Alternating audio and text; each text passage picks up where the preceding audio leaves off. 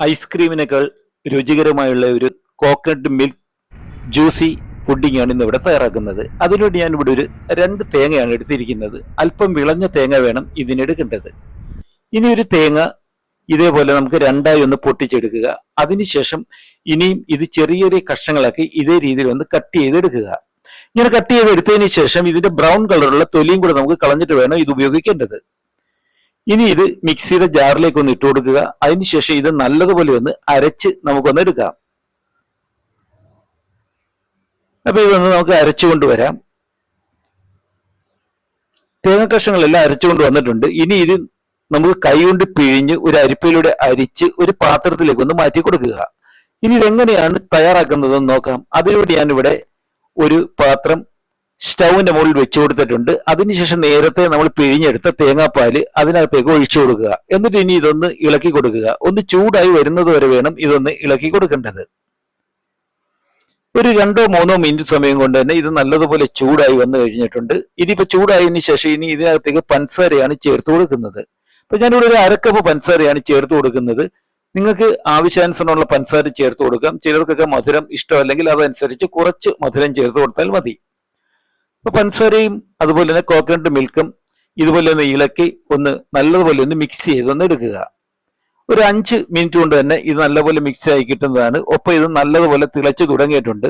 ഇങ്ങനെ തിളച്ച് വരുന്ന സമയത്ത് ഇതിനകത്തേക്ക് നമുക്ക് ചേർത്ത് കൊടുക്കേണ്ടത് മിൽക്ക് മെയ്ഡാണ് ചേർത്ത് കൊടുക്കുന്നത്. അപ്പൊ ഞാൻ ഇവിടെ ഒരു 1/2 കപ്പ് മിൽക്ക് മെയ്ഡാണ് ചേർത്ത് കൊടുക്കുന്നത്. നിങ്ങൾ എടുക്കുന്ന കോക്കനട്ട് മിൽക്കിന്റെ കണക്കനുസരിച്ച് വേണം ഇതിനകത്ത് മിൽക്ക് മെയ്ഡ് ചേർത്ത് കൊടുക്കേണ്ടത്.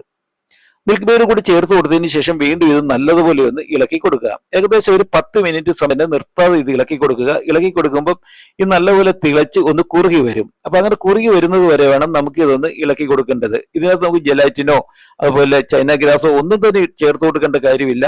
കാരണം ഇത് നമുക്ക് പുഡിംഗ് ആയിട്ടല്ല തയ്യാറാക്കുന്നത്, ഇതൊരു ക്രീമി പുഡിംഗ് ആയിട്ടാണ് ഇത് തയ്യാറാക്കുന്നത്.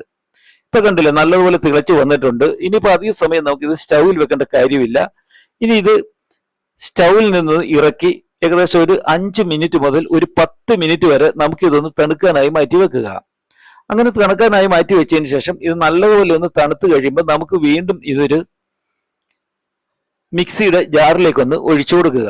കണ്ടില്ലേ, അപ്പൊ നല്ലതുപോലെ കുറുകി വന്നിട്ടുണ്ട്. ഇതിനെ ഒന്ന് ലൂസ് ആക്കി എടുക്കാൻ വേണ്ടിയാണ് നമ്മൾ വീണ്ടും ഇത് മിക്സിയിൽ വെച്ച് ഒന്ന് അടിച്ചെടുക്കേണ്ടത്.